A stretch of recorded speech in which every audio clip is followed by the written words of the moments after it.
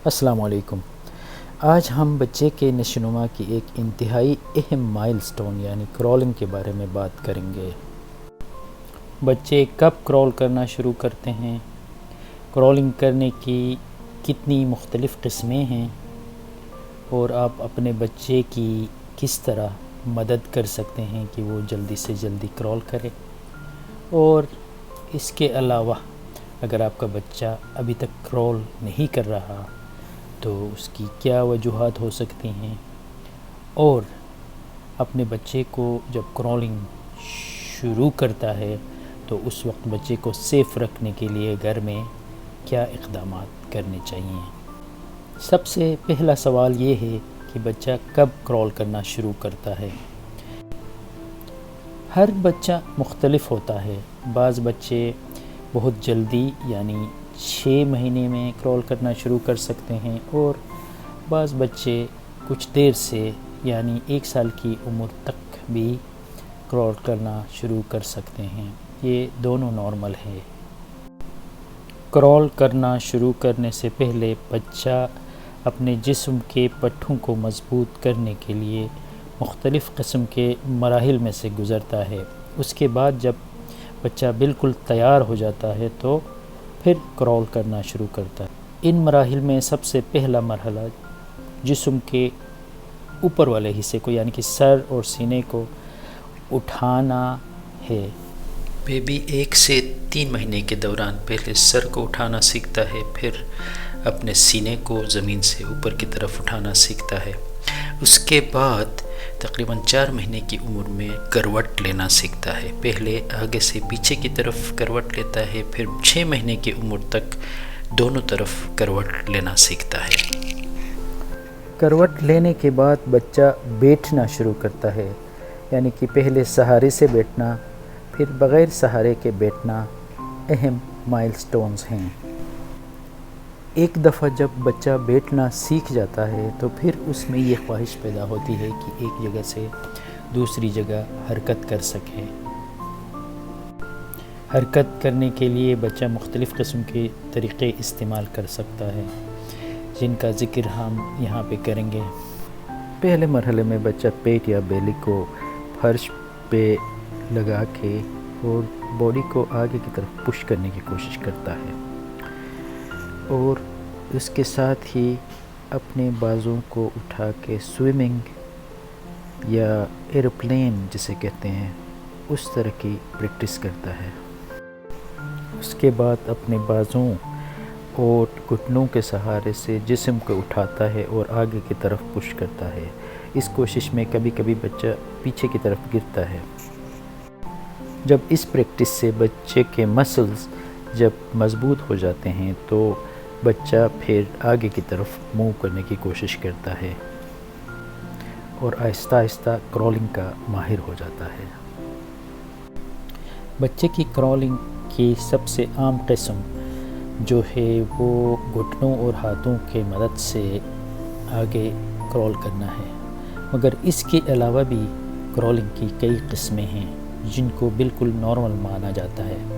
ان میں سے ایک قسم کمانڈو کرالنگ ہے، جس میں بچہ بازوں کے ذریعے آگے جاتا ہے اور پیٹ کو زمین کے ساتھ لگا کے آگے کی طرف گھسیٹتا رہتا ہے، بالکل ایسے جیسے کوئی کمانڈو آگے کی طرف رینگ رہا ہو۔ ایک اور قسم بیئر کرالنگ ہے، یعنی کہ ریچھ کی چال، جس میں بچہ اپنے پیروں اور ہاتھوں سے آگے کرال کرتا ہے، یعنی کہ گھٹنوں کو زمین پہ نہیں لگاتا۔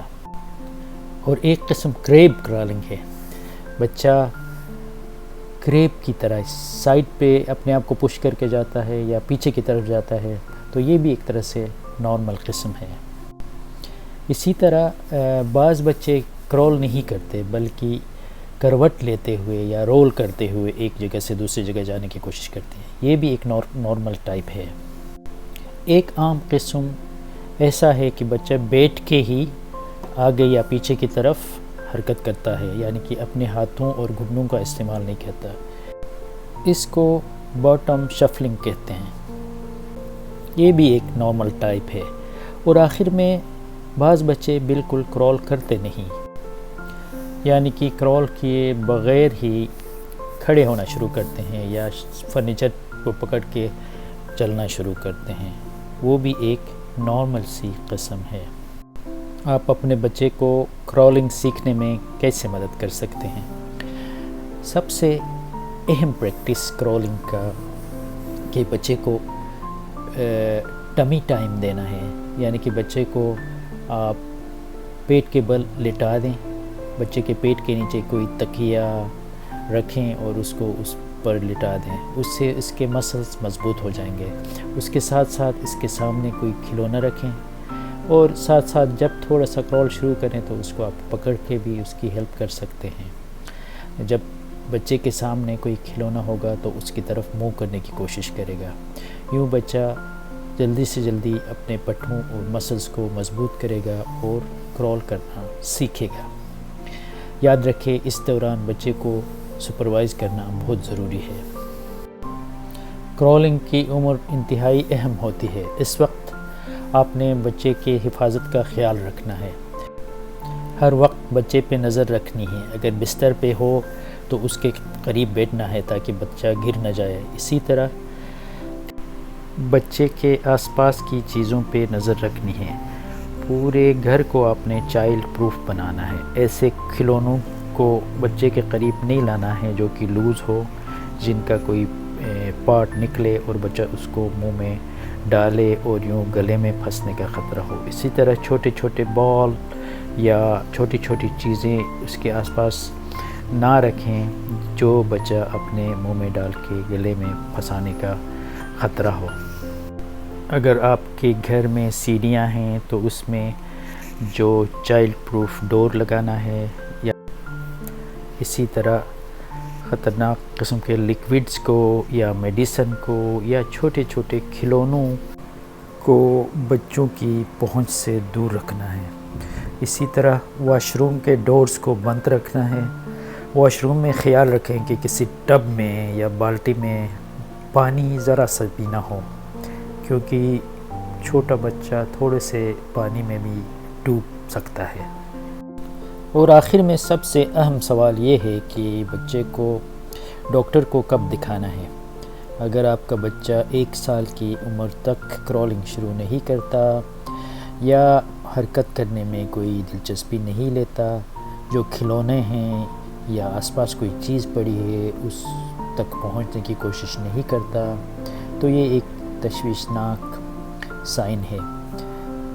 اس وقت آپ کو بچے کو ڈاکٹر کو دکھانا ہوگا اور بچے کا مکمل معائنہ کرنا ہوگا کہ کوئی ایسا مسئلہ تو نہیں جس کی وجہ سے بچہ حرکت نہیں کر رہا ہے۔ امید ہے آپ کو یہ معلومات پسند آئے ہوں گے۔ اگر آپ کو کوئی کویسچن ہے تو کمنٹ کریں یا ہمیں میسج کریں، ہم کوشش کریں گے کہ آپ کو جواب دے سکیں۔ بہت شکریہ۔ السلام علیکم۔